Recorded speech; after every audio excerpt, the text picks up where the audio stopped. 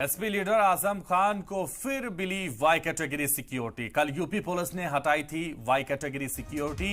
रामपुर इंतजामिया ने की थी सिफारिश। आजम खान को दोबारा मिली वाई कैटेगरी सिक्योरिटी। तो समाजवादी पार्टी के नेता आजम खान को वाई कैटेगरी सिक्योरिटी एक बार फिर से मिल गई है। रामपुर इंतजामिया ने की थी सिफारिश, उसके बाद अब उनको फिर सिक्योरिटी मिली है।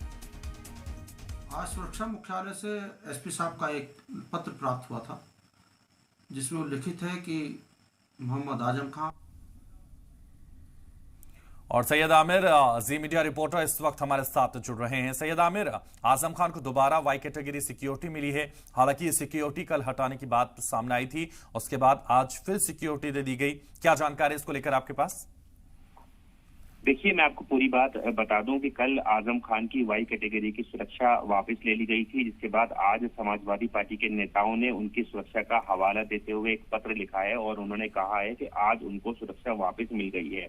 लेकिन उन्होंने इस बात पर आपत्ति भी जताई है और उन्होंने कहा है कि उनकी जो सुरक्षा है उसकी जो है जांच भी होने चाहिए। और दूसरी बात, उन्होंने समाजवादी पार्टी के जो कार्यकर्ता हैं उनसे ये भी अपील की है कि आजम खान और अब्दुल्ला आजम जहां जहां पर जाएं दौरे पर, उनकी सुरक्षा समाजवादी पार्टी के कार्यकर्ता खुद करें।